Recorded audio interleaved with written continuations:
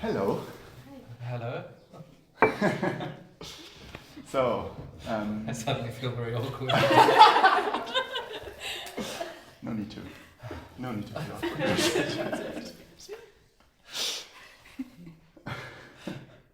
Like doing a gesture. Is there anything we need to get out of our systems before we get started? Maybe we could just do a round of shaking hands. Sorry. Okay. Is it okay if I turn off the screen here? Yeah. Cool. All right. So today is the day after the Microsolidarity winter retreat.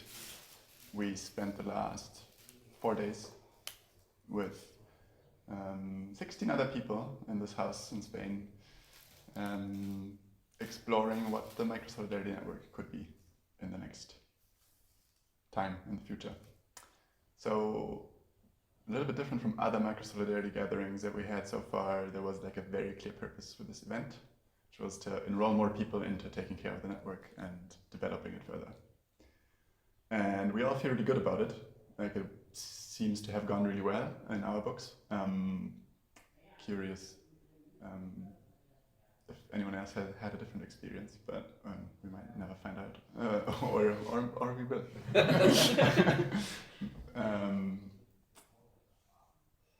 Yeah. So with this conversation, we just want to explore a little bit what happened so that it went so well. What were the enabling constraints that made for such a good experience, not only in terms of vibes, but also in terms of outcomes and people saying that's like, yeah, I'm down for holding this part and I'm interested in contributing more in this capacity. So maybe to start with, let's just, whoever feels like it can kick us off. It's like, what did you see that worked really well about what we did? Let's just start there and see where we go.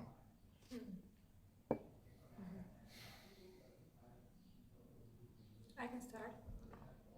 I think there was great clarity from the beginning in terms of how we wanted the vibe to be and how we wanted people to feel as soon as they crossed the door.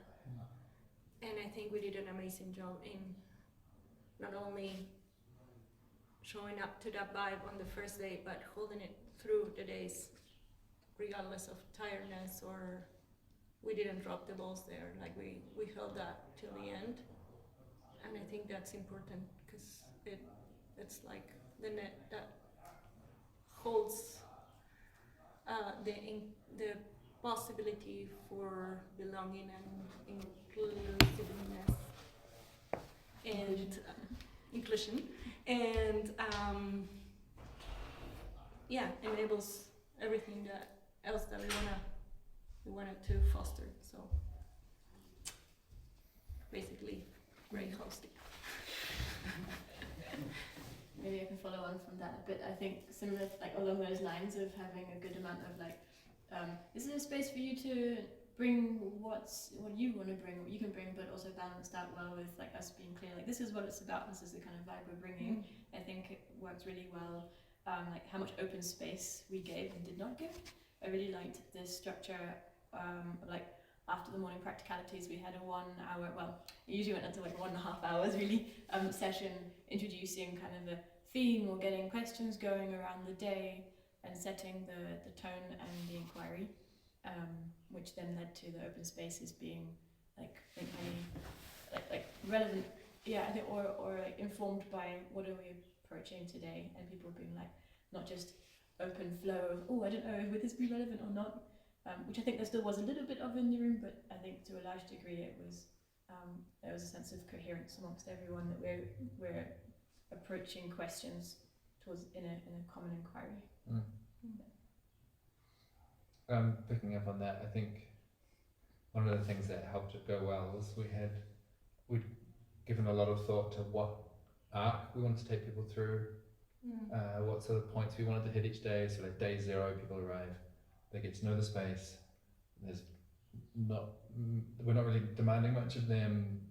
Learn each other's names, find your way to the kitchen, find your bedroom. That's about it. And then day 1, I think the objective that I had silently, at least in my mind, was by the end of the day, everyone feels welcome. That they really, not just that they had the nice greeting and someone was like, oh, I'm so excited to meet you, but actually my voice is welcome here and people are excited about what I have to say and they're responsive. And then day 2, okay, now we've got all this connection, so what? Right? Day 2 or day 1, you mean? Day 2. So day 1 is... Oh, day 1, yeah, okay. Yeah, you're right. I think what I was thinking of, you were saying the landing day was day 0.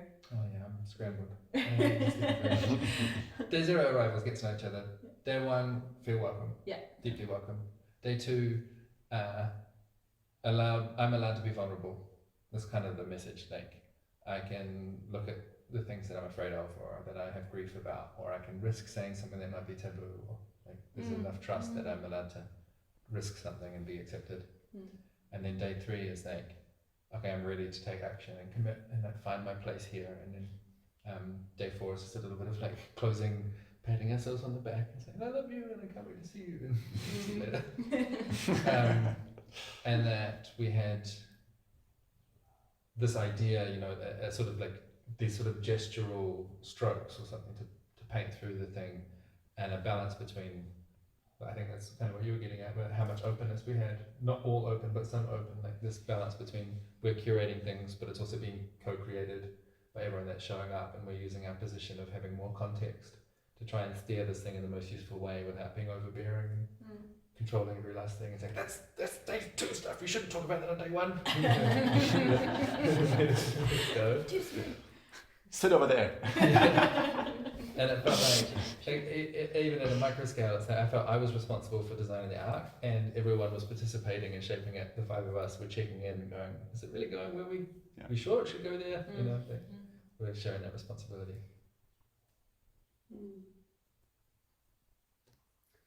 Hearing that, I'm noticing the sweet thing for me is I experienced that arc even being in this position of trying to host it and facilitate it. And I think that is something worth pointing out. Even while we were holding it, we were finding ways, and we had set out in advance to be able to be in it together with everyone. And I don't feel I was in it at the same level or quite in the same way, but I feel like that helped me move through everything with like more understanding and awareness and sensitivity of the group, because I was still part of the group, really. And there was just a lot of, I think, really a lot of wisdom we held together in this kind of easy, seamless understanding of what needed to be prepared and what didn't, which helped the whole thing have a really nice flow to it. I personally didn't experience many moments of tension, like even holding the very practical thing about food and a lot of the kitchen planning. I was just like, I always think of the duck, you know, like you have the duck on the water and you're just looking at it, but you know the feet are going like this under it. And so I want to point out, like, the feet were going strong, and yet we were like this smooth sailing duck. That's always something to celebrate when you pull off that illusion. Yeah. Cool. I think there's a couple of things in there that are worth digging into or pointing out with more clarity. One is we all held different roles in this dance, and we were really clear about what our roles were beforehand. I knew I'm not gonna worry about practicalities because you, like Guy and Sarah, you have them down with kitchen stuff. There was one moment where I noticed it very clearly when we were planning the day 2 session, and the electricity went out, and it was none of you. It was Nati actually. Who was like, I got it. I'm gonna go like put the fuse back on, and we were just like, cool. We can just keep planning in the dark. It's like fine. I don't need to worry about it. We can do our job, and someone else is doing their job, and it all works together. And there were many moments like this where I could feel us, like the interfaces between us, working really well, and the handing over of information and just working. And the other thing is we were really clear on the purpose beforehand. Like and we mentioned it too. Like we were clear towards the participants as well. It wasn't this weird thing of like, oh yeah, you're invited to a thing and let's just figure it out. And in the back of our minds, we have an idea of how it should go, but we communicate something differently, and then everybody's really confused and feels awkward. Like I've had many of those events also before, where it wasn't clear on what do I want out of it. And I think that we went in knowing that there is something that we want to get out of it. That helped.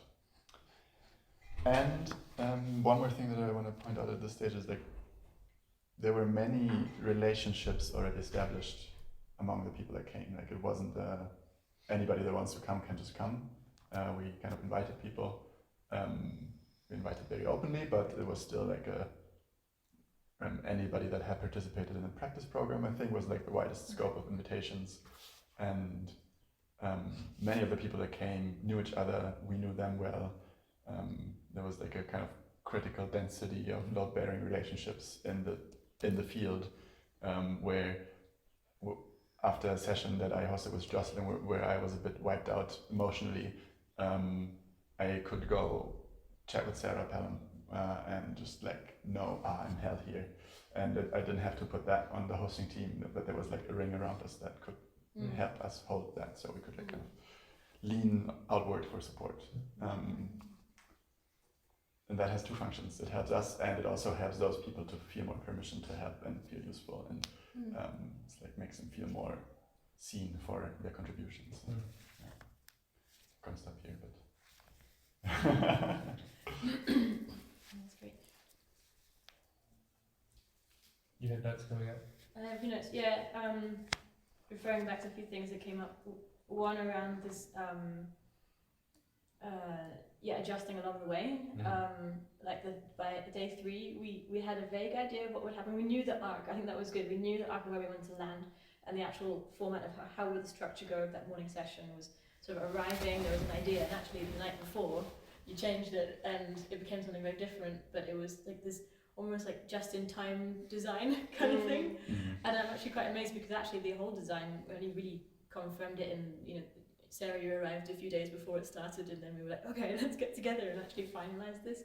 And actually we didn't try and I think it was good that we didn't try and over-plan it, and we gave ourselves plenty of time. Like we were a pod as well, so we had for ourselves at least an hour each day. I think sometimes we even took an hour and a half just to tune in with each other and tune in with how's the arc going. And it was towards the end of the day, so we also had a lot of information from that day so far about what's in the field and what needs to happen tomorrow. And I think I really celebrate how we managed to adjust the design along the way and actually deliver like what was in alignment with the energy of the group and in the field, and making sure we're on track to get to where we want to go. That was one thing. And in relation to like, I think this word like inclusion and like invitation has come up a few times now so far, and I think something that really was a great success was actually that there's a wider group of people having clarity about what the power structure is in our group, and particularly in our team here. I think that became more clear to me, even of like, oh, where do I sit and what's my what am I? We use this like hermit crab shell metaphor, which is I really enjoyed how you brought that, Sara, how you described it so clearly to everyone, and it invited this final session of what are you growing into, and which shells are you growing out of that you could actually not just dispose of, but like hand over to someone else for whom it's a big shell, but the one they're ready to step into. And I noticed where I am in that sort of like what shell I'm in right now and which ones I'm ready to pass on, and there was I've seen such a graceful process of people recognizing that towards the end. This like topic of successional leadership was one I really was hoping would become clear, and I think that it really we got that really nicely framed, and in some ways it helps me even see more what the network is about. The network is, in fact, the power structure is not a fixed structure either. It's like a relational growth structure. Like you grow through being close with the people who are at the next step along the way who have a bit more skill and experience, and you make sure you keep the people who have who are a little bit behind or like have less skills and experience but are enthusiastic to step into your shoes one day, to keep them close and keep supporting them along. And I feel like we do that in our team a lot. So yeah, it was just exciting. Yeah. It's funny, you just like you're reading off my notes. Say all of the things I wanted to talk about. There's a cheat sheet you were showing. Including the JIT is just in time. Great minds think alike. I just want to add one piece of just in time, which is like it's not last minute planning, it's just in time planning, meaning take the time that you need to be able to go in with confidence and clarity, and given that we knew the space very well, we knew the people very well, we had a very clear idea of the arc, as you said, it meant that I felt comfortable to scrap the session with 12 hours notice and rebuild it. But without those kind of enabling factors, it would be like, no, we need to plan it weeks in advance. Yeah. And I think it was a role that I was playing through the whole event was kind of, it's going to be fine. It's going to be fine. It's going to be fine. And at some point we should probably talk about how we're going to make it fine. But just in time, let's not anticipate it too much and get too attached to how it's supposed to go. But just have enough that we're comfortable that we're inviting something and people into something useful and that's going to be fluid with enough coherence, like you say. Yeah. Can I add to that? I think it's a little bit like a good jazz band where we know each other well enough, and we have enough skill in our domain on our instrument that we can agree on a key that we're playing. Like this is the like the general idea of this song, and then we can just start playing. And people are playing solos every now and then, and someone does like a cool move here, and like, "Ooh, wow, that was exciting! Oh, I felt a bit off, but now we're kind of back in the rhythm." You can afford a few bum notes every now and then. But I really felt like we're at the stage as a team where we can improvise gracefully, and we are very there were multiple moments when in our pod check-in we someone would say something and I'd be like, oh yeah, I was also thinking about that, or there was this synchronization somehow happening and we were paying attention to similar things. So there was a lot of kind of downloading and information exchange and kind of building a picture that we can all agree on needed.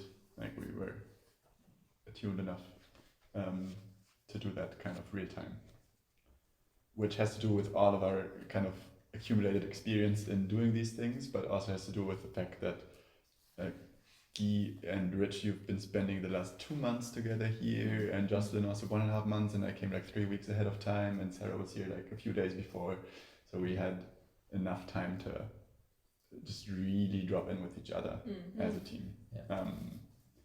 And there were no surprises about how, I don't know, your morning routine goes, or what you need, what you tend to need in different moments of the day, or just these subtle things of being human were really easy to take care of because we know each other well. Thought you were about to say something, Sara. You understand? No, it's totally okay because I like the jazz band metaphor, and to keep with that, I think the other thing that just-in-time orientation made possible was inviting the audience into the music. And so I think the wisdom of this was about, we know we want to respond to what the group brings. And so it would have been a disservice to overplan it because that's the thing we didn't know. We don't know what they're all bringing. We don't know what us collectively want to hold together. So I think having the arc and having this just-in-time orientation let us check in and be like, what have we sensed now that we're all together, and how do we support that? So in some ways, when we talk about it, it sounds like, oh yeah, we were just floating, but I don't think it was really that. I think that to put it through this intentional framing, it really kept us relaxed enough so we could be the improv jazz band, which is what it needed. And just to really double down on that metaphor, I think one of the things that helped the group take ownership of itself was the rhythm. So that every day, for the 3 main days, it was the same rhythm every day. And so like we get together and we do practicalities, and you set that up, and then day 1, everyone understands how the practicalities work. Okay, now you can hand it off because we've seen practicalities, and now the next person can step in, and the next person. And then we do the group session. Okay, we're holding that between us. And then we set up the agenda. And again, the process of setting up the agenda was like one person and then another person and then another person can take it over. And it like gradually, because I can anticipate, because I've seen how it was done yesterday, it's much easier to step into it than if we like prematurely decentralize when there's no rhythm, there's no anticipation, there's no clarity about how it's supposed to go, then it can be very chaotic.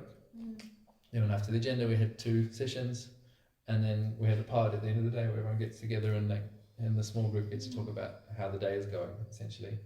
And that's the beat every day. Like that's the same 5 pieces that just play out again and again and again every day. And so there's a kind of simple structure that orients everything to be the same while it's completely different every day. But that I think that is the thing that we take responsibility for the most, is giving people the right big gestures, the big colours, the big chunks, and saying these things are basically set in stone, but what happens inside of them is completely up to you. That I think is the kind of design, the sort of architecture that we're specialising in. And I suspect if we hadn't had such a strong rhythm, like if the structure itself had more diversity from one day to the next, it might have been a lot harder for people to take ownership because they don't quite know what they're expecting, what does success feel like, you know? I have something to add to that and what you said before. I wonder how much of this is replicable with a different intention, because there is a lot of what we did that also not only was designed for the purpose, but also it was the purpose itself at the end was what was being practiced all along. So it's like very experiential in a way. Like we end up with a hermit crab metaphor, but we've been gradually passing on the opportunities to participate, to step up, to lead the practicalities, or facilitate the open space. And it was already happening by the time we got to talk about it, and it was happening within our group and within the whole group. Yeah.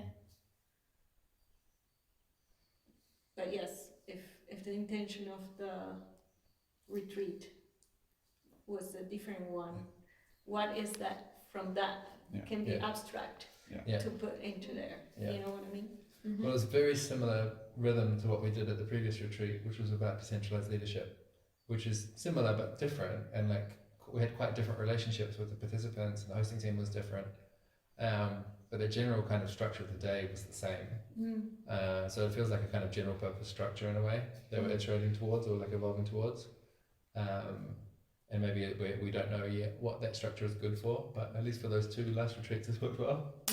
I think it one of the things that I brought in to this event was like really feeling the dissatisfaction with just pure co-created open space agenda events where people come up and they say, I want to do this, I want to do that, I want to do this. It's like, yeah, that's good, but it tends to, for me, hit kind of like a B+ or a B- experience, and I'm like, I haven't ever seen an open space event hit an A+ experience.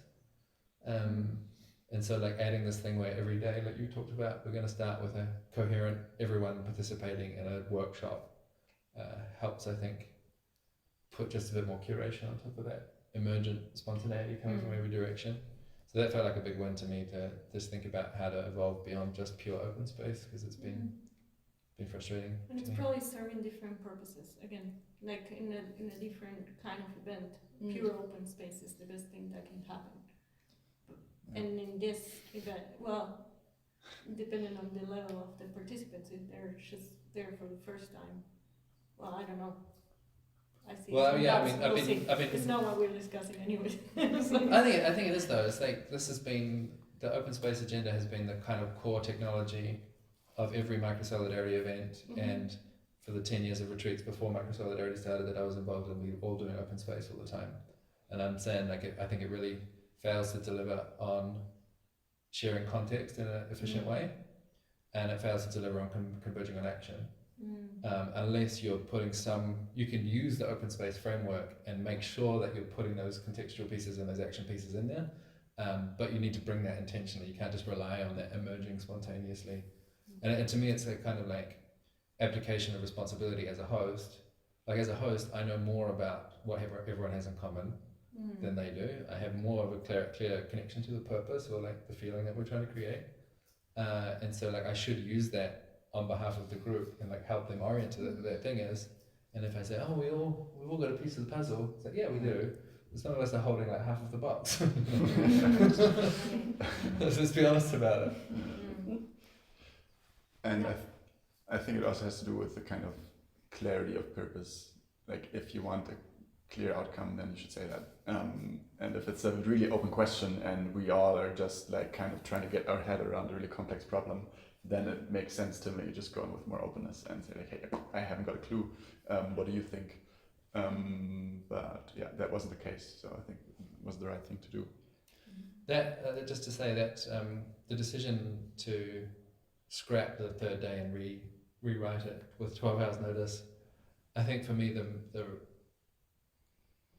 the sort of discerning factor that let me know that's the right decision was I'm not being honest about my objectives. Like I actually have a purpose in mind that I want to get to, and the program that we designed doesn't meet those objectives. So either I let go of that objective or I let go of that design.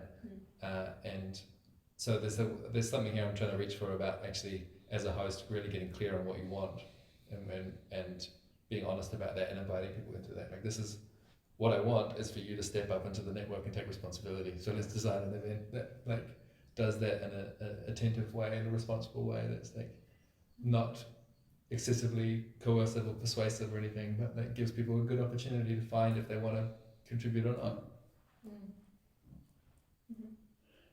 Just in terms of like, is it like looking at other gatherings and format and stuff, I'm reflecting on the summer camp where we didn't do this 1 hour of session early in the morning, and what you said, Jonas, about like if you have a clear like place you want to go or outcome that you want that you have in mind, maybe it makes more sense to put in a bit more of that like specific input to direct towards that goal. I think in the summer camp, I wonder, like, I don't think it would have served to put more input than we did in that, unless it was a summer camp where we were, for example, doing like a forest regeneration project, and it was important that we all had a bit of understanding about how to read the land and about like how to pot a tree, you know, like something that would, that gives us the skills in order to go through the day with more ease, something like that, or more knowledge and more connection to what we're doing, or someone to really talk about, I don't know, spiritual ecology or permaculture in the morning. I think that would have been interesting to bring in. But yeah, as the idea was mostly just like a hangout, it was focused around belonging and connection and sort of like a family camp. I think it made sense not to have that. Agreed. There's one thing around existing relationships that I really want to pick out again, because I think. One second.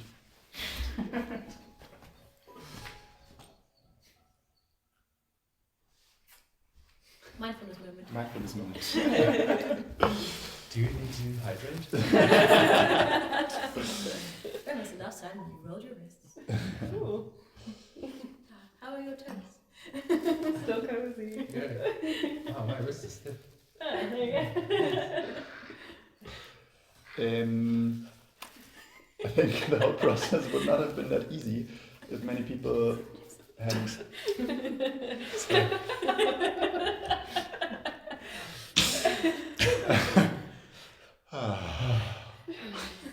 You started. I started. Yeah, you're fine. Okay, it did. But you continued. Actually, that's another point that I want to mention, our humor. But first, existing relationships. You mentioned this arc of like, first day arriving, everybody feeling welcome, second day feeling vulnerable together, third day moving forward. that's a very short arc for such a deep process. And like I think it can play out with a group that doesn't know itself so well in a similar way, but it needs more time. Like we had on the first evening, or like on the second evening, the evening of what we call day one, we had a cuddle puddle with like almost everyone in it, and had like we're sharing really kind of personal things with each other, and Which we had nothing to do with. yeah, we didn't initiate it, like Yeah. someone else did, and yeah, that's just astonishing how quickly that went, and I think it has everything to do with people knowing each other, and it's one of the upsides of being more explicit about who to invite, that you can go faster and it doesn't need as much like settling into together and getting to know each other and kind of doing the awkward dance of like who are you and where are your boundaries and where are my boundaries in relation to you and how do we play together well, and yeah, so that's the upside to doing that. Yeah. And also a thing about humor. I think that is something we all had a chance to really hold well together. It's like doing things with pleasure and lightly, and like not taking ourselves too seriously, and kind of modeling this, I don't know what the good word is for it, but this kind of a half ironic attitude to what we're doing here, like always also holding the possibility of it just being like utterly meaningless and like just a funny thing that we're doing now, and yeah, I think the movie I Heart Huckabees that we watched in like a few weeks before the retreat, it's playing a crucial role in this event. It's so successful.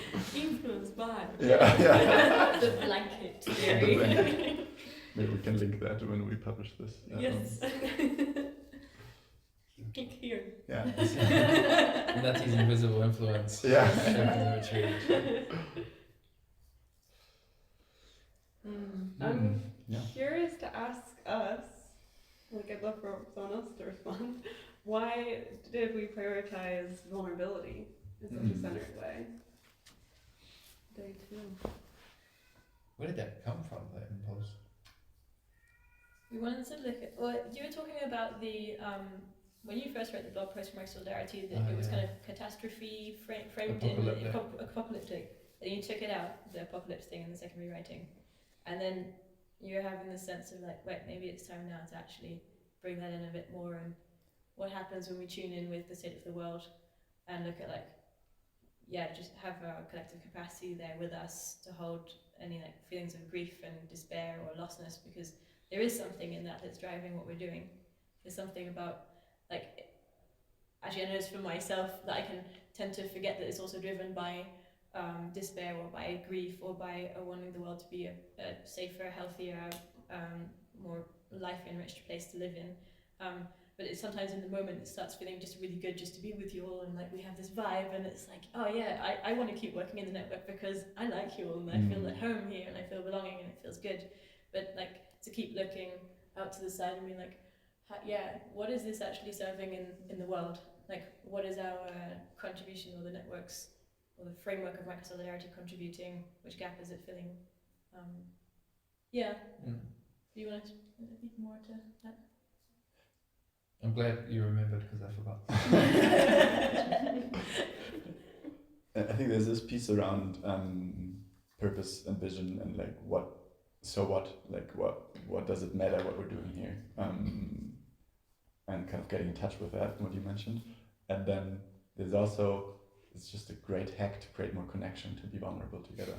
It's like if we can share intense feelings, then like that just increases trust, and it increases the depth of connection that we have afterwards. And I think people should be careful to just go off and do that and be like, oh yeah, let's be vulnerable together, and then afterwards we'll feel a lot closer. It's like it takes pre-existing trust to be able to go deep together, and it's like, yeah, I think we did a good job of sizing the depth of that container that we opened up for grief and pain. Would you say exactly how we did that? I think it was just really smart. Yeah. removed. How we like invited for self. Choice. Yeah, for choice. Yeah. So what we did is we did like a Jonah Macy type exploration of our pain for the world. And in the beginning of the session, we mentioned like, hey, if you don't want to be here, you don't have to. Like, please check in with yourself. Do you have resources today to do this work and like face feelings that are maybe really uncomfortable and painful? And actively made that a first class and option. actively made that a really good option with Nati, your wife, saying like, "Hey, I'm gonna host a conversation space because I'm not up for it today," and someone took her up on that, and they went and had a conversation, and so that worked. And then for the rest of the session, we opened up the spectrum along the room of like, "Hey, you can self-select into how deep you want to go." Back there at the other end of the room is the deep end of the swimming pool, and over here is the shallow end of the swimming pool. And we did a practice in dyads, and you like find a partner along the spectrum that has a similar appetite for depth as you. And you brought in something really genius, which is like, there's the kind of high status end of the room where all of the agenda is pinned up on the wall and where the facilitators always sit, and like let's flip the spectrum so that the less sexy option of, or like people that feel like I don't want to go deep today but maybe don't feel permission to say that, they can make that the put that end of the spectrum at the high status end of the room, so it's like easier to really tune in with your choice, because if you want to go deep, you're going to go deep anyway, because in our circles, in our subculture, it's kind of a norm that like you should be able to like face these things and do a lot of grief work, and it's like something that people kind of, I don't want to say brag with, that's too much, but like there's a slight thing of like it's valued if people seem really deep and sincere, and so they're gonna go do that anyway, and just make it easier for the people that don't want to do that to not do that. Yeah. I just want to add that there is an extra value to having done that. That is that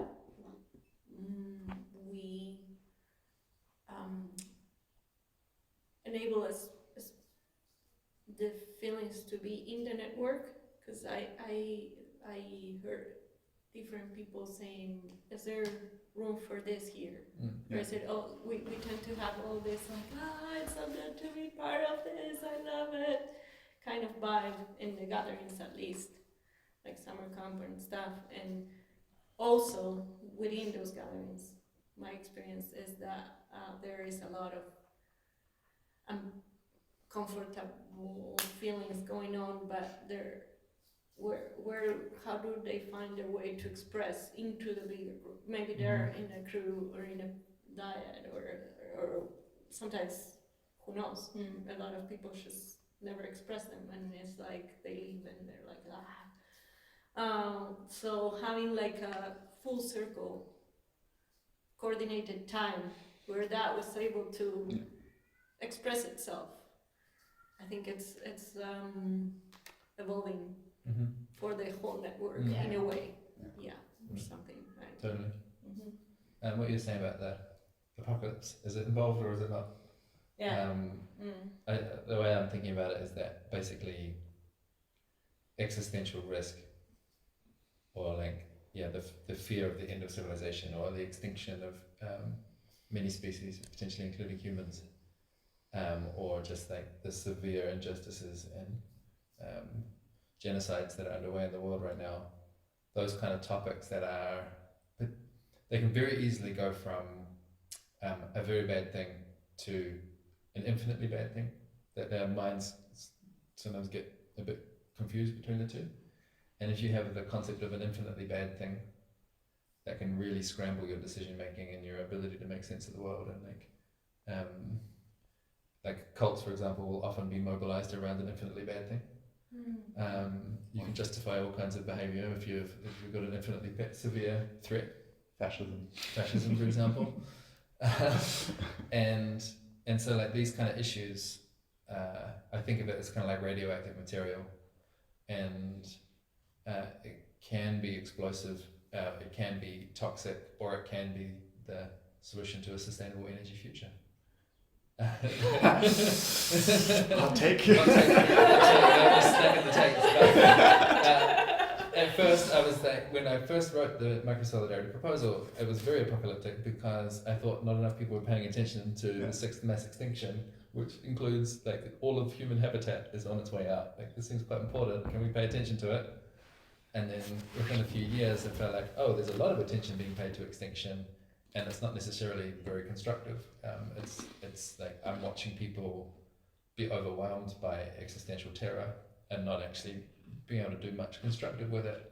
And I've seen, for example, there I think were pockets of Extinction Rebellion which look more like a death cult than anything else. Like they don't actually, not all of it, don't get me wrong, I think it did a lot of good as well, but that it can have this sort of like cul-de-sac of where action goes to die, you know?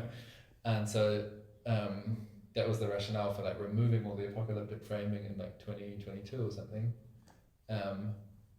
And now it's like, can we bring it back in an intelligent way, in a measured way, and attend to the fact that it is dangerous, but it's also necessary. And yes, I think we should at a gathering be mostly happy. Like it should be encouraging, it should be exciting, you should want to go there, it should be more fun than you can have anywhere else. Yeah. And there should be capacity for like, these are the losses that we're facing, and like this is the injustice that's happening in the world, and like use the happiness as a resource to look at the darker things, and to not be overwhelmed by them, and to learn how to like make put these problems and crises in proper perspective. Nothing is infinitely bad. Like everything has its proper size, and each of us has our own capacity for making a constructive contribution to each of those crises, and it's very easy to lose perspective. And so like I'm just thinking out loud about how do we equip each other to think about existential risk in a constructive and useful way, where we go away activated and ready to go and awake and not numbing ourselves, but also not overwhelmed. Yeah. I think there is a side effect to it too, that it's that the relationships that were built here that were already pre-existing in most cases, and with some newcomers that were quickly integrated into the weaving of it. I imagine people who went through the heartbreak exercise and now have the experience of living that before in solitude and now with others, and how I'm curious about how they will use that in the future. Would they reach out to other people who were here? Would they be open to reach out to other friends or to other, like the experience of going through it with others? Would it enable to reproduce that in the future instead of just keeping it within themselves? I want to pick up on something you said, or like the general direction that we're going in, which a lot of what we're saying sounds like we are a community. And the Microsolidarity network is the kind of social organism that brings people in and holds them, and kind of is this really tight-knit thing. And there's some ambiguity here, and I mentioned it in the closing because one of the participants had me see, oh, there's ambiguity here, we're not communicating very clearly, and partly that is because we don't know how to communicate it, or we haven't figured out this ambiguity for ourselves. And it's around, is the network a network of practitioners that are doing work out in the world and are coming here to kind of sharpen the tools and exchange knowledge and charge up their batteries and then go back out into the world? Or is it a place for belonging? And it kind of is both, and not really any of both. Like it's a third thing also, where we practice these skills that we need to create communities of belonging and meaningful work by doing it, which feels really nice. But then also there's a moment when it ends, this gathering ends, and people go back into their contexts, and the five of us don't have capacity to keep playing the roles that we've played for these people over the last 4 or 5 days. And they need to find their belonging elsewhere. And hopefully they go back with more ideas and more skills about how to do that. But it can also be a bit disorienting if we go super deep here together. And then people go back to their context feeling like, and this is actually one of the few points where I'm like, there's room for improvement here, and I'm not quite sure what it looks like, but yeah, maybe some thoughts come up for you. It's like what? Because I think we all see the risk in it, but I don't know how to design around it, or is it just one of these things that can't be designed around, and we just need to accept that, yeah, people have heavy feelings about it, and that's part of the developmental process that gets you to have more capacity to hold other people and yourself and do more meaningful things in the world.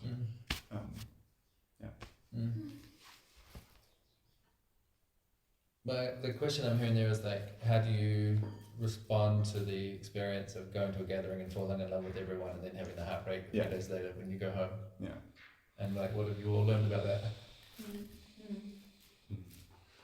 What was it like for you after you met us all in Denver, 18 months ago or something? You had a nice time, and then?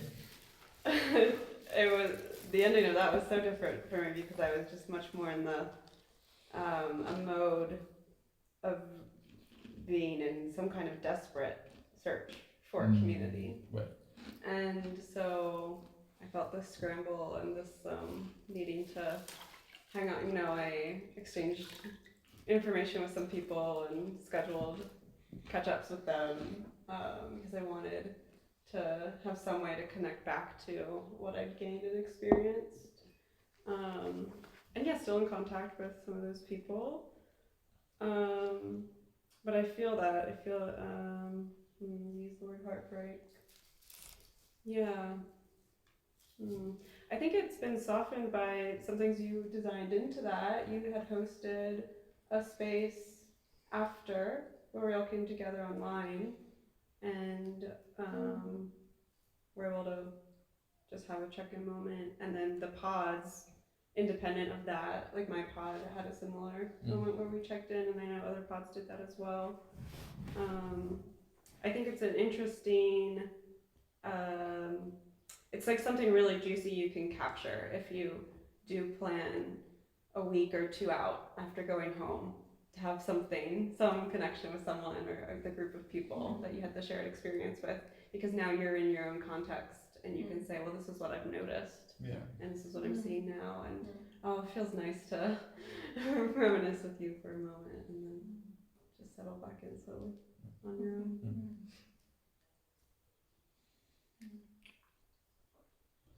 I guess similarly for me, after the Belgium gathering, that's why I wanted to run the first monthly network call. Came from the same thing of like, I know it's going to suck when I go back to Berlin, and I was kind of new in Berlin, so I didn't have so many connections there, especially not with people.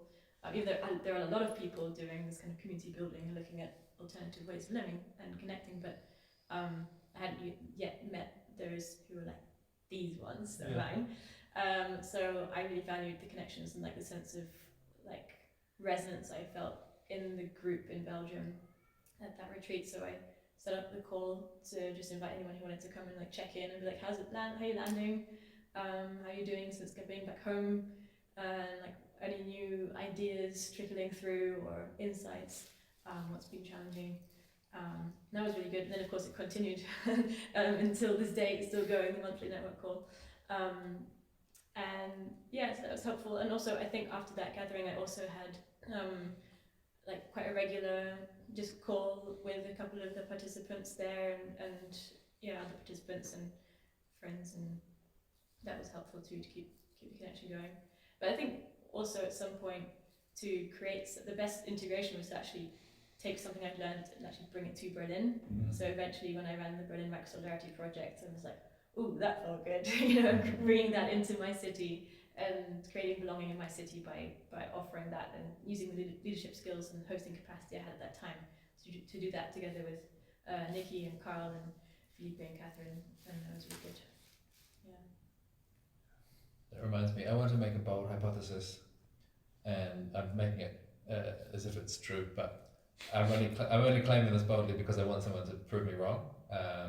But the claim is that I know how to integrate a peak experience, and at the moment with this like new renaissance of psychedelics, that's the big question: is that how do you integrate peak experiences? And the model that makes sense to me is the peak experience. The reason integration is hard, or the reason that like what needs to be integrated, is the space between your retreat consciousness and your everyday consciousness. So we 5 of us put a lot of effort into creating this separate space. We got people into it for a few days, and they're like, "Wow, I feel so connected and purposeful." And then you don't have that most days, and so like you don't have such a great mood most days. And my claim is the way that you integrate is you close the gap between the retreat and the everyday reality. And the way to do that is by having a small group that you meet with periodically, people who are sharing the peak experience with you, someone else who went through that, and you can check in with them like maybe once a week or twice a month and say, hey, what's the difference between my retreat reality and my everyday reality? There's lacking these ingredients, and like getting encouraged by the other person to say, maybe it's really time for you to change your job, you know, like the way to integrate is to like change the material conditions of your life. Been doing a lot of this. It's working really well. Like you said about, I'm going to start a new project when I'm back home, and the project resembles what we were doing at the retreat.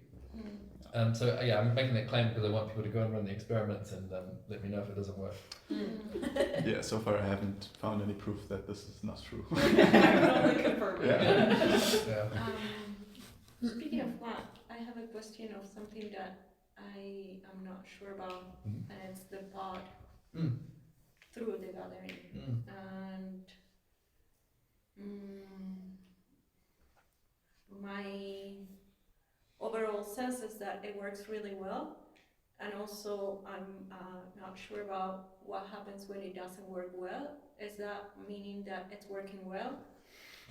Because it's the necessarily level of uncomfort. How do we regulate that? Are we aware of it?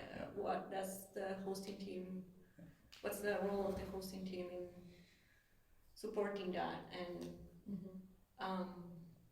but before we go into that, I also want to know what happens with the people who don't have the initiative to keep that commitment, or don't even have a clue, which I imagine it's not this group, because it's what, as we said, people who have been already active and practicing what we're doing in general here. So I imagine that everybody who was here had a crew before and knows how to be like, hey, I need this. But yeah, for other kind of gatherings, how do we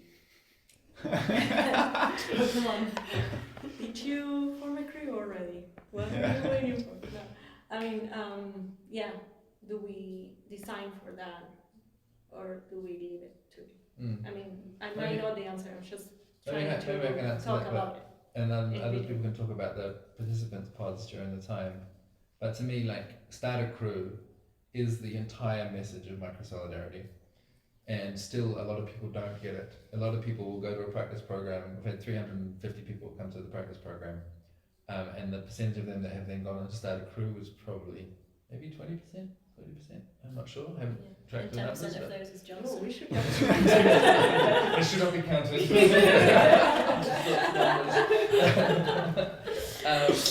So the message is people don't get it, or it doesn't feel fit for them, or we're communicating in a way it doesn't land. I'm not sure. But the thing is, we're consistent that Starter Crew is the main message of Microsolidarity, and people will eventually get it. So like we heard from. Here it has to be the intermediate program. That's it. Yeah, that's what it's for. If you want to start a crew. Sorry. There's an intermediate program starting soon where you can jump and roll. It's only €140 or less if you're broke.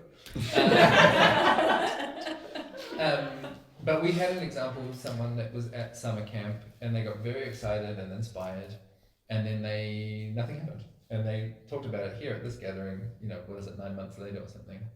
And they went, oh, my dreams didn't come to reality because I didn't take initiative to make it happen. And now I see that, and I understand what you've all been talking about all this time.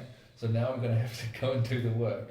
And so like it takes a while, either for the penny to drop, or for actually your life circumstances to rearrange so that your priorities are, like you've got the freedom or the capacity. Or yeah, I have a question for myself around that, and there is something that I discovered throughout these days in the gathering, that is that for a lot of things that I've done before, I didn't have the peer support around me. And I still did a lot without that.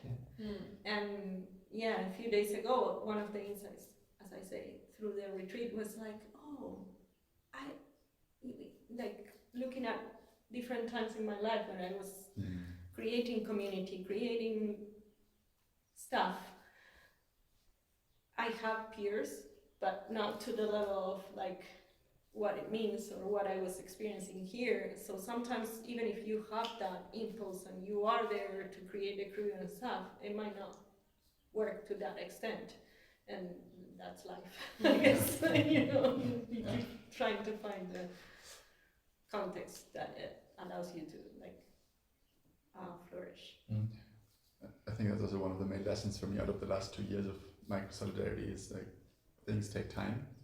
And just because I have a felt sense of what it can be like doesn't mean that I already have what it takes to create that everywhere I go. Like I can do some of that everywhere I go, and I can hold at least the least thing I can do is notice how it's not working and put my attention on what is it that I can, like what's the least thing that I can do to make it a little bit more like I would want it. And just like if you keep doing that over and over again, then eventually the ship starts moving the other way. But it's not something that happens overnight. It's like shifting deeply ingrained patterns of how we relate to each other, what we see as an option in a relationship or a group, what we consider as the first option in a relationship or a group, what is easy to carry out. It's like these things just take time to shift, and that's fine.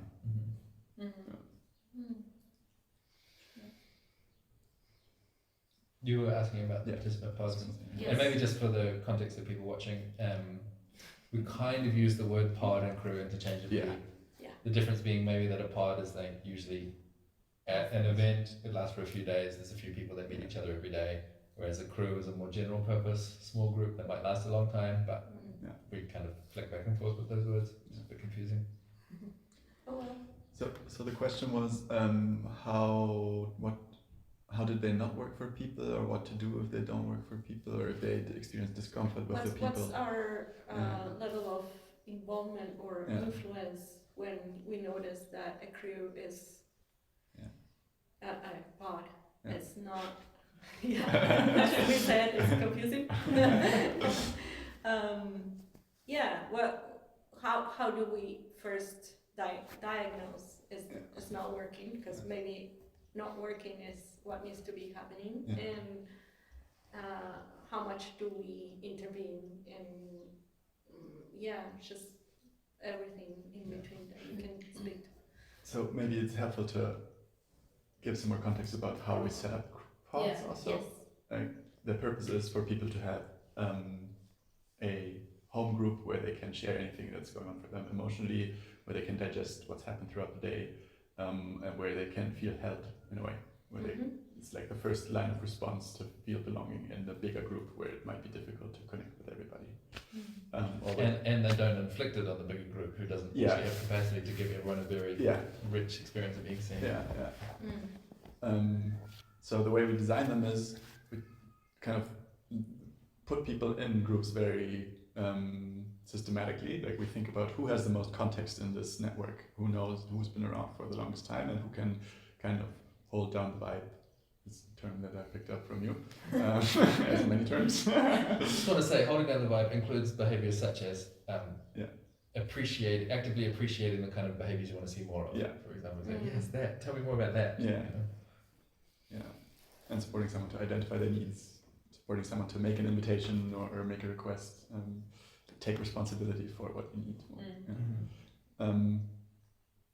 And then we try to pair them up with people who have not been around the block so many times. Try to pay attention to gender balance and kind of like other dimensions of diversity, to make for a kind of diverse group, but one where there's enough capacity to hold that diversity. Mm. Because another function of pods in my book is to not, like, you don't get paired up with people that are going to be your best friends necessarily all the time, and where everything they say you totally 100% agree with, because that's not what this network is, and that's not what the real world is like. So it's also a place to practice jumping over your own shadow, as we say in German, and kind of being curious about the other and learning or practicing how to be in relationship with someone that might be coming from different background, or that might bring in different ideas or a different skill level, and kind of still have this experience of commonality. And with this pod, with this group, we didn't do a lot in terms of telling them what to do. We sprinkled in a question every day that they could use, but we also told them, just do whatever you need. You kind of know how it goes. At the Belgian gathering, there was more focus on like peer support and inner work practices. So every day there was kind of a suggestion for, you could try doing some more IFS, or you could try this NVC thing that we've been practicing.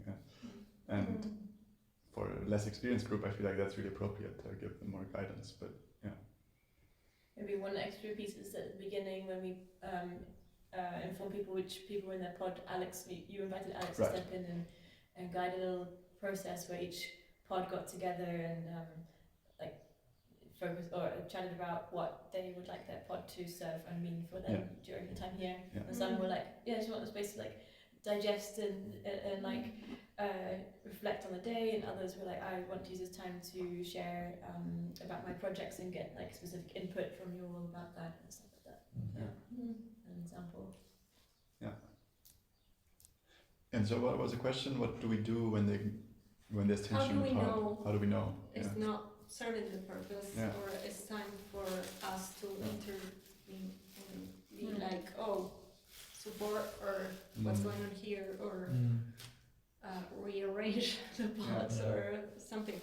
I would say we've done that very rarely, that we'd rearrange or intervene, and when we have, it's because we've been very unclear with the communication about what it's for and like what your expectation should be and how compulsory is it or not, and like us not doing a good job of like establishing what's the shared norms and what's being asked of you has led to people having a very like annoying or frustrating or sad or tense experience, and then need to be rearranged. But when we've communicated clearly about what we're asking, for example, like we said, you might find that when you get together at the end of the day, you just need 10 minutes to just check where everyone's at, and then you go about your day. You don't need to stay there for an hour or something. Like pretty much anyone can kind of put up with that. So I think there's just about communicating the design expectations and requirements, and then people tend to be fine. And there should be some discomfort. Like as you're saying, it's a chance to practice your curiosity. We're all here to think about how community building works. Like, there's going to be people that rub you up the wrong way, and what do you do about that? Just immediately cut them out of your life? Well, it's going to be a peculiar community then. I wonder if we could have done a little bit more in this around this in this gathering. Like in the summer camp, we had a role, because we had a number of roles here as well. Just three, like care bearer, which is one, which is people could go to that person if they had like just needed to go for a walk or have a chat about like something that's on their heart or a tension they're experiencing, and just have some support to digest that and unpack like what does it really mean and what would support you. But maybe like in summer camp we had the compost? Feedback composter. Which maybe would have been good to have had someone here also to specifically go to when you have a tension about something in the group or in your pod and you're not sure how to bring it, and that could also come to us in the hosting team if it wasn't resolved with the feedback composter. Like, the feedback composter's not there to resolve everything, but to like see, okay, what's the next step for you to get what you need. And it's important that is not one of the hosting team. That is like some other instance other than the kind of people that hold the most power in the group. That is approachable, that has permission to bring up uncomfortable things. And then I think the way we held it in this case was that there was sufficient coherence and trust that if someone had an issue, we trusted that they would basically bring it somewhere useful and would deal with it. So for example, one of the participants said, I think on the second day or something, said, you know, I'm really trying to find my place here and I'm not really sure how to contribute. And so we, I think, even unconsciously made an effort to make sure that person was included, to kind of model to the whole group. Like if you have some dissatisfaction or some need, you can name it and expect to get a good response. Yeah. Not that all your needs are always going to get met, but they're going to be heard, Yeah. and like you're going to see the response. So I think because we had the high coherence, we could do it that way. Yeah. But with people that were less well known or were more reserved, then you probably need a bit more architecture, like a feedback composter or something like that, Yeah. to make sure there's avenues for those people. Yeah. Right. Yeah. It seems to me that there is like because of the level of the purpose of this event, particularly like the participants were closer to the central circle Yeah. or the central circles, so there was no need for that bridge to be there. But if as you widen that, then you need agents of bridging things into it Yeah. to inform and back and forth. Yeah. Yeah. I just want to highlight there's I drew a map recently of like different ways to increase your hosting capacity, and one dimension was include more people. The other one was go for a longer time. So maybe you're happy to hold a conversation with 5 people for an hour, but like to hold a conference for 50,000 people for 3 days is outside of your scope. But another dimension is basically diversity or like coherence or like how much difference can you hold? And I think there's like lots of these other dimensions going off from different. And and it's on us as hosts to kind of have a rough approximation of like how big are we on each of these different dimensions. Some of them like time and population size are obvious, but then there's other ones that are much more subjective and hard to get hard to get a good feel for.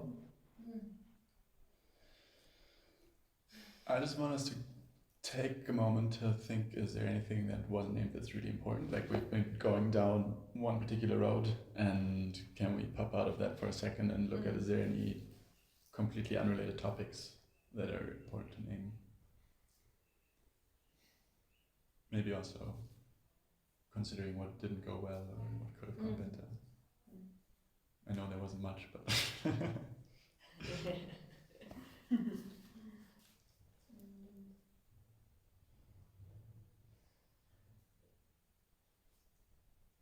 I mean, there's often a large aspect of facilitating is actually what is facilitated by the space you're in. And I just want to appreciate the space we had. And even though it was rainy, like most of the time, which was a sad thing for people who came from colder parts of Europe and were hoping for some sunnier weather down in southern Spain, still it seemed like it created some kind of a cocoon for us to be having this cozy time, and we had the fire going most of the time. And I think there was some form of like slight overwhelm with the acoustics for me, like when we were eating, like it was just a bit much. And there's often in retreats where I notice like the tendency is to think that because there's one or two big dining tables, everyone's got to sit together. And like if it's sunny, it's much easier because you can put smaller groups of chairs. Like in summer camp, we put small groups of chairs around a little table, dotted around the courtyard, so that people don't end up in a big group if they don't want to. It's not like the norm is not set immediately that you should sit all together for dinner. Like trying to get people to have enough downtime is often, I think, something that I've become more and more acutely aware of like being an important design element. And I think we did a great job of having after pod time, like between then and dinner was 2.5 hours, like 5 till 7:30, where there was like free time. And I think that actually did help with some degree of like breathing out. And even though I think conversations still went on, it was like a time where there was no structured thing of you have to be here at a certain time. And like lunch was quite spacious, like 12:30 till 2:30. We didn't start until 9:30, so I think the timing and the logistics there were good. And the rooms, we managed to have everyone, mostly people were just in pairs, one room with 3. The sleeping rooms. The sleeping rooms, and then one large. I think it would have been nice to have a slightly less rectangular seating room upstairs, so we were more of a circle when we were all together. But it was okay. Yeah. We could have if we accepted the column in between. One massive Central chimney. pillar. maybe a missed opportunity that because everyone was sharing rooms, it did prevent people from hooking up with each other. Yeah, Yeah. nothing of that happened. Yeah, as far as we know. As far as we know. As far as we know. And I did inquire. You did ask. very, very public. Yeah. So maybe it did happen and that was It's not. part of the documentation. It's Yeah. important. For the dimensions. How many babies conceived? Yeah. Mm. I'm joking around, but I'm also serious. We should put condoms in the bathrooms. Yeah, Next true. logistics, I mean, No, but on that, seriously on that point though, like if what we're talking about is culture change, one of the things a successful culture change project has to do is support families. Yeah. Like it just has to do that. Otherwise it only lasts for one generation max. Yeah. Or you have to constantly keep recruiting people because people keep dying. Yeah. And so like, That's strategic. it is strategic. Yeah. No, it is. Like the serious point is like, Yeah. is this an environment that supports family formation and maintenance of families? Like, Could the family have come here? not very Or well, someone- you know. It's yeah. sort of we're at the point where Yeah. it's not quite there. But you could imagine maybe at the next summer thing, we actually put some budget towards childcare, for example, or like we really make sure to invite enough young people that it's going to be fun for them, and it's not like 90% adults and then there's a few kids that are kind of being annoying or something. Yeah. Like, no, the young people are involved in a fully, fully inclusive way. So that's the seriousness behind the joke of like wishing people were able to hook up with each other. Yeah. all right. I mean, my mind went like, so. Oh, you've got so much leadership on that front of like how to do child rearing and education in a like partnership oriented paradigm. So like, Yeah. if there were more kids around or more parents around, you'd have a chance at really right. exercise. That's why I'm like, just name it, and my mind immediately went like, I was like, no, wait, right here. Yeah, I was thinking also elders. So I was thinking maybe those two hook together also very well. Yeah, already got one grandpa. Yeah. You know, my high school nickname was Grandpa. Yeah. It's just always been that way. All right. My beard was grayer. It's coming in. Okay. It's good. Slowly coming in. Maybe when grandkids arrive, then they'll be very beard.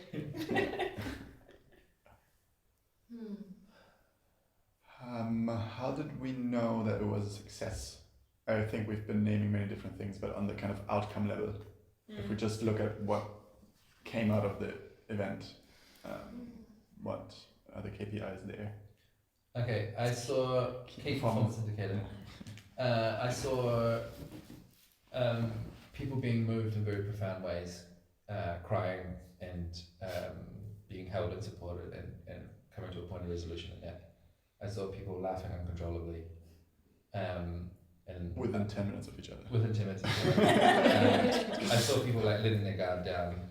I saw people committing to take action that seemed realistic commitments that weren't extracted out of them, but really came from a place of passion. Everyone in the closing circle named some insights that they'd experienced or some new readiness, and they were very articulate. People brought some. There were moments, and we could have seen more of this, but there were moments where people bring a little bit of challenge. You know, like, is this just a place to be happy? And I think they were received and integrated. That definitely, there's always room for more. How to celebrate dissent and make sure it's really well paid attention to. And it felt good to me. That's the main KPI. Did we end up feeling more energized at the end than the beginning? That was collective. That's true. Inquiry, challenge.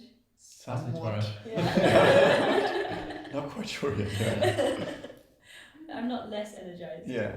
Yeah. Which already is a lot. Yeah. Yeah. I think there is something about how people perceive their contribution in the network that more clear, that there was more clarity around like if I think of day 0 and the morning of day 4, I can tell that people came in with I don't know what my role is here, and left with I'm gonna do this for the network, Mm-hmm. or I might do this for the network. Like both levels, people who were really already clear about it, and people who were, I have an impulse to do this, and I will sense into it, and so that for me is a success because that's what we invited them for. Mm-hmm. Some people were clear on the commitment and some were clear on the possibility, but both of them were clear. Yes, That's really and cool. clearer than before. Yeah. One thing that I want to highlight is the might thing. For the third day, we said today the theme is how might you contribute to the network, and we made it very clear that you can just try on the thing today and see how you like it and pretend as if you were going to commit to it, or that you had committed to it, but make it very clear that you don't commit to anything before you leave here, because right now you're in an altered state of consciousness at the retreat, and we don't want you to take decisions in that state that are going to outlast the duration of the retreat. So I feel like that really freed people up to just be creative and play. Like for me, it did that. I had conversations with people just ideating and like throwing ideas out there without being concerned about whether I have capacity to follow through, and to just like speed up that loop of ideation without having to figure it out yet. Makes for like more ideas being generated, and therefore more good ideas being generated.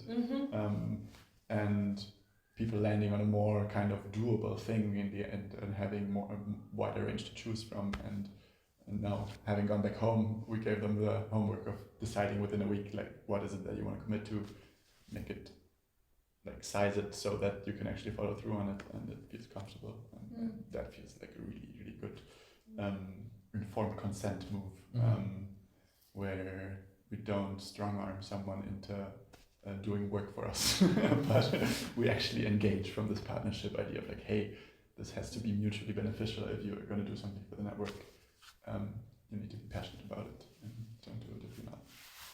I would like to add to that in the closing session we did a round of appreciation. And I think I don't know if it covered the goal of people feeling how they are already contributing to the network, but if it didn't, it was pretty close. I mean, it wasn't specifically about the network, it was about the gathering, but I think there was something there for each of us to take with us and be like, oh, I didn't even know that I was doing that, and that was valuable for the people here. So I think that's also a seed that was like put into there. That just reminds me of the kind of inverse side of that, which was very interesting for me, which is I think a lot of people undervalue or are not aware of the things that they have to contribute, and others of us overvalue contribution. And it was, I got some really useful calibration, and it was kind of a humbling experience to realize, like, oh, when I'm communicating in this mode, it's disorienting for a lot of people, and actually, like, I need to be careful about where, you know, like the edge of my thinking is not a place to take everyone as a whole group. Like, it's just like confusing and wasteful. The edge of my thinking is like a place to go and cook in the lab and then come back with something more clear. So that was really helpful, kind of like, not an appreciation so much as a like just getting clearer feedback and understanding of myself and like what impact I'm having on the group. It was really useful.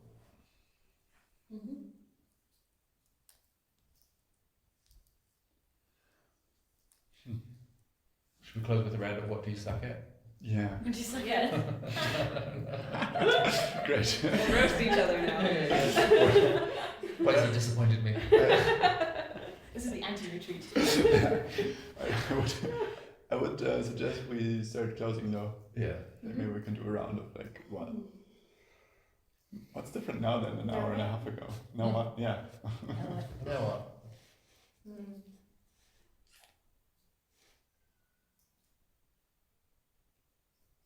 What was our Might Day commitment? Yeah. Did you have one? Not specifically, or not that clearly involves you all. It's like I'm sitting with a curiosity. Oh, you're going to be going to Alchemist soon after this, and I'm curious what's one thing you're taking away from here that you want to try out bringing there.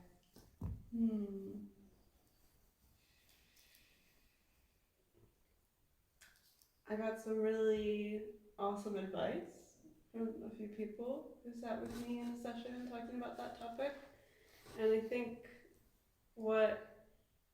the important thing I caught from it is an idea of this just in time improvising with the band and the audience kind of idea.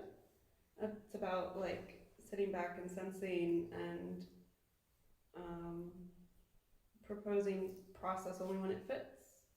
And that felt important because it brings me into an ease about it and like back into a curiosity of and presence.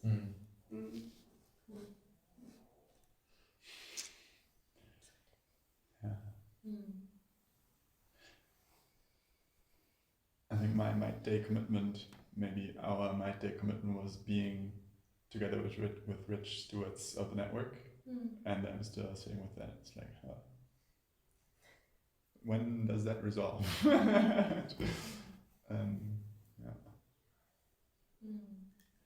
And I think what I'm taking forward is like just a lot more attunement to where am I leading others and where am I, where is it my responsibility to open up space for people to find their next right-sized shell, and how to do that in a way that is easy and doesn't feel overbearing and doesn't feel patronizing or yeah. That's just like, I feel like I got a lot more tools and lived experience of how to do that. It feels like a really important thing.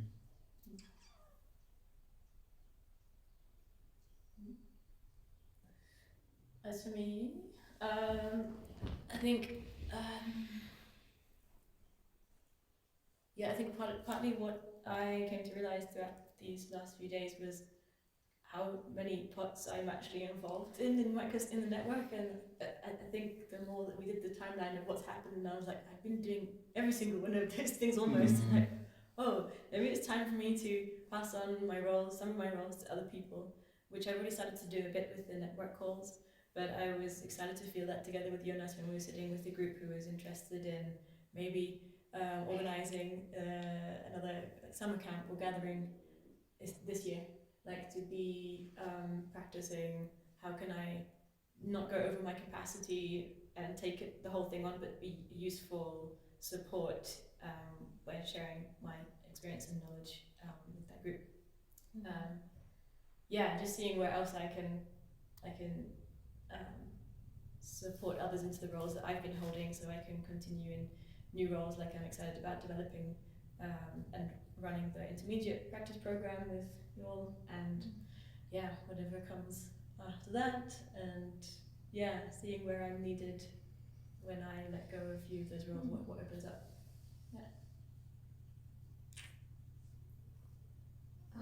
I think for me it's a more about it's similar, but in a previous kind of timeline thing. It's like I've been doing these things, but now I feel like some of those things I can continue to do in like a rhythm, like the practice program. I feel really ready to like hold that space of like I'll be there and it will be within my comfort zone and growing, but still like I feel like I've done it already. I can reiterate.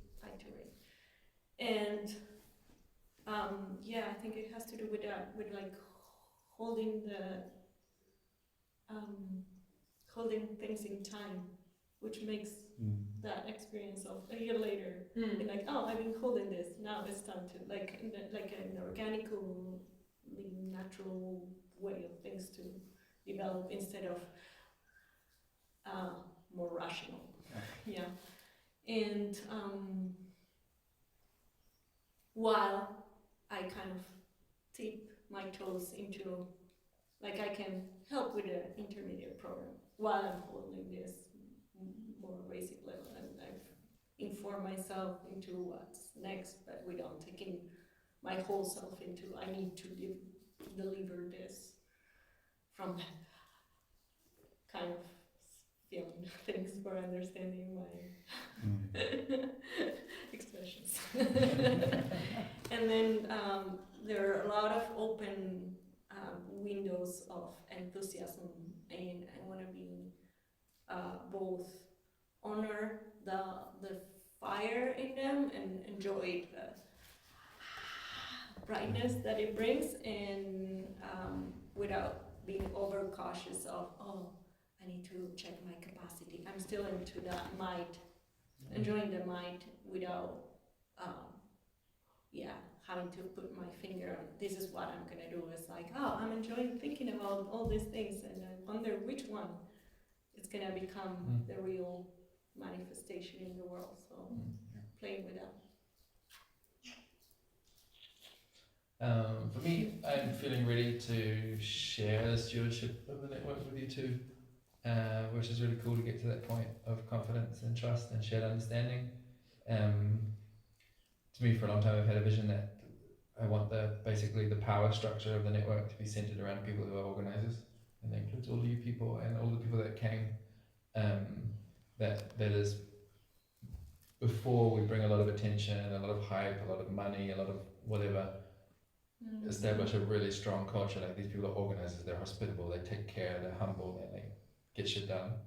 Like, that's where the center of gravity is, and then we can, if we get loads of fundraising or like loads of attention, it goes to those places, not to people who are just like telling a fluffy story. So it's really satisfying to see that's happening, and to witness people stepping in to take responsibility for pieces gives me more freedom to like get a little more ambitious and look to a next larger scope. So that's been really exciting for me. And then I guess I'm just thinking about all the people that couldn't come for various reasons, and how excited I am to include them at the right time. And I was thinking even giving some shout outs to some of the homies that have been on my mind in the last few days, like Uta and Dan, obviously, who helped us host the last one. Carl has been doing a lot of hosting as well, and it's not in this one. Jocelyn, we got mentioned because he's run more crews than anyone in the world. Diana, who for me is like one of the representatives of how to do microsolidarity in a local community, and has been an awesome collaborator for some of you all as well. James, who gave us a bunch of funding to make it more inclusive, so we would get people coming from far away that couldn't otherwise afford to be it. Ewan, who's been like captain of all awesomeness in Portland in this very non-hierarchical, animist, decentralized way. Sunas, who's been just such a rad contributor with such, I always get such a spark of hanging out with him. Other people from Belgium that came, like Pascal and Bernard and Rick.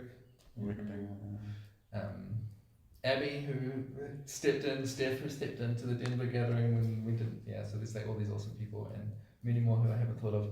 And I just, I'm excited to weave them in when the time's right. And make the circle bigger and bigger, and less like a circle and more like a blobby network. When the cell divides. There's polycentric, pluralistic pockets of belonging. Belonging. Pod.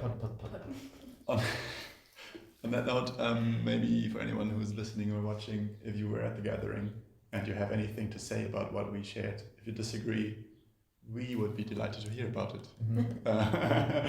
Because this is our very specific perspective from our role as hosts, and there's many things that we just can't see because of that. But we really want to know. And if you weren't here but would like to be here at the next one, then show up. You're invited to just come.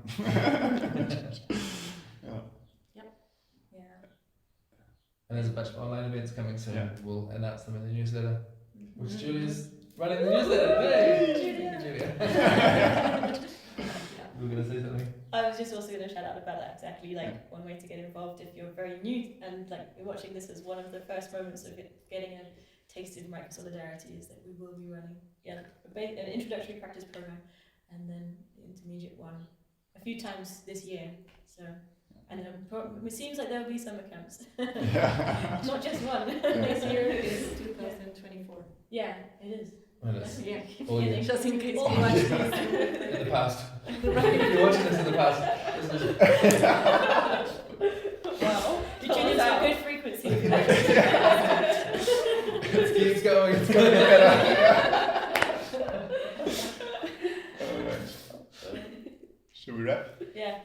was it, Martin? Keep it weird. Keep it weird. Keep it weird.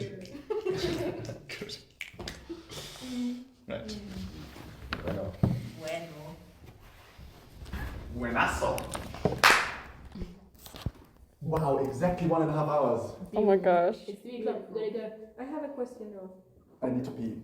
Okay. Very